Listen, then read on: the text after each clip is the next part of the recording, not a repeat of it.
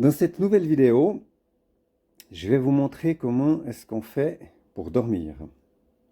Comment ça se passe quand on veut préparer le lit. Alors c'est assez simple. Là en haut, on a nos matelas. Je vous montrerai après comment ça fonctionne. Donc la première étape, c'est assez simple. Il faut déjà qu'on enlève nos couettes. Hop, voilà. Donc elles sont sous vide parce que c'est vraiment un des meilleurs moyens pour pouvoir stocker nos duvets sans que ça prenne vraiment beaucoup de place. Voilà, il suffit simplement les descendre et on les range là, juste en attendant de faire le lit, car il faut juste quand même un peu de place.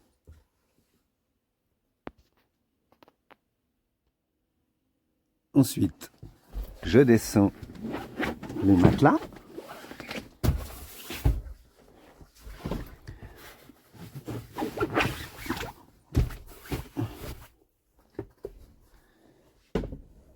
Après, il faut toujours faire un petit peu de place.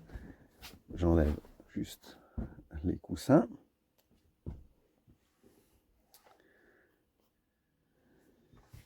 J'enlève encore ça qui me prend de la place. Je fais tout ça avec une seule main. C'est pas très facile, mais je devrais y arriver.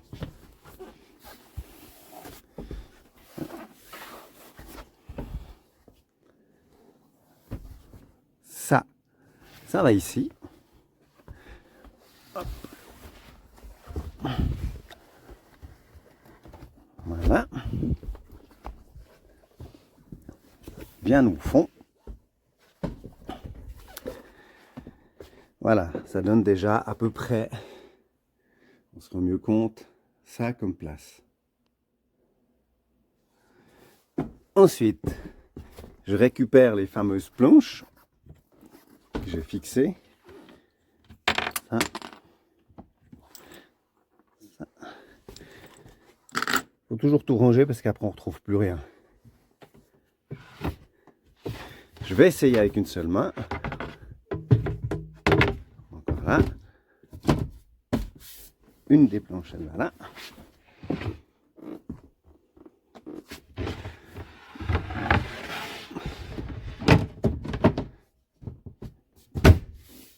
Voilà. Ce qui nous fait déjà une belle surface. Ensuite, je déplie nos fameux matelas. Alors ils sont bien parce que c'est des matelas qui se gonflent tout seuls en fait. Ils se dégonflent, on s'appuie dessus pour les dégonfler. Si on ouvre ici, au bout de 10 minutes, quart d'heure, ils se gonflent. Bon, moi j'ai un autre petit appareil qui permet d'accélérer, mais je vous montrerai après, je ferai une vidéo avec tous les petits accessoires et appareils que j'ai pour que ça aille plus vite pour les gonfler. Bon là, je vais pas le gonfler parce qu'après, il va falloir le redégonfler. Donc voilà.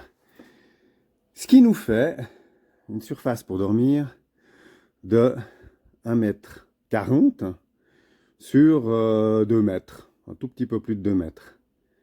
Alors évidemment, là je ne l'ai pas fait, mais je mets des protections contre les vitres, c'est des protections solaires, ce qui fait que la nuit ça devient complètement noir, on n'a pas la lumière extérieure qui peut nous gêner. Donc voilà déjà la première étape, qui est celle de poser les matelas. Ensuite, vu que tous les moindres recoins sont optimisés, j'ai créé un espace de rangement dans la portière. Alors, là c'est simple. Là, juste ça et ça. Je réinstalle la couverture chauffante. Bon, c'est pas très utile au mois d'août, hein. Mais en hiver, en automne, c'est assez sympa. Donc voilà, on a pris une couverture chauffante qui passe pile poil, hein. C'est vraiment tout est fait pour. Elle est bien, cette couverture, parce qu'on a chacun notre petite télécommande. Ce qui fait que ça permet de pouvoir régler, en fait, j'ai 3 températures de chauffe. Et puis, je peux régler le temps allant de 2 heures, 4 heures ou bien 6 heures. Comme on a du 220, ben, ça pose absolument aucun problème de pouvoir utiliser ça. Franchement, c'est assez sympa, hein. On l'a testé plusieurs fois. C'est plutôt agréable. Donc voilà ce que ça donne quand on est en mode nuit. On a toujours tourné le siège, là. J'ai la petite table, c'est sympa, parce que le matin, quand on se lève, ben, il y a aussi la possibilité de pouvoir déjeuner. Hein. Et ça fait même beaucoup de place. Hein. On peut déjeuner depuis là, ou même s'asseoir là. Et voilà notre petit cocon. Et franchement, on dort à merveille. C'est vraiment très chouette. Tout ça sans sortir du van.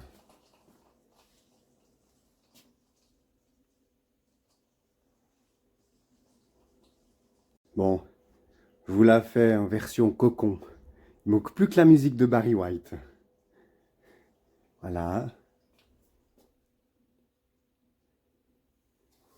Et franchement, on a deux petites liseuses qui sont là. C'est en USB, ça se recharge en plus. C'est vraiment très sympa.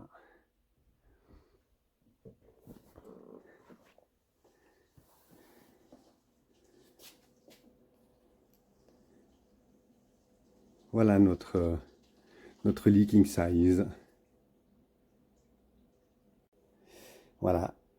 Et quand on est en version nuit, en fait, ça donne ça avec les commodités juste à côté. Et on a un petit rideau qu'on tire comme ça. Voilà. Voilà pour ce qui était de la partie couchage. En fait, il n'y a rien à dire. Ce que j'ai fait, j'ai aussi déplacé la télécommande du Webasto. Vous l'aviez vu dans une autre vidéo. Je l'ai mis ici. Parce qu'avant, elle était devant le poste de pilotage, sous le plafonnier, devant vers le rétroviseur. Je trouvais que c'était un peu pénible de devoir sortir de la couette pour appuyer sur le bouton pour un petit peu de chauffage le matin. Ce qui fait que là, il y a juste qu'à tendre la main puis appuyer sur le bouton. Alors voilà pour cette petite vidéo qui était dédiée à la partie nuit.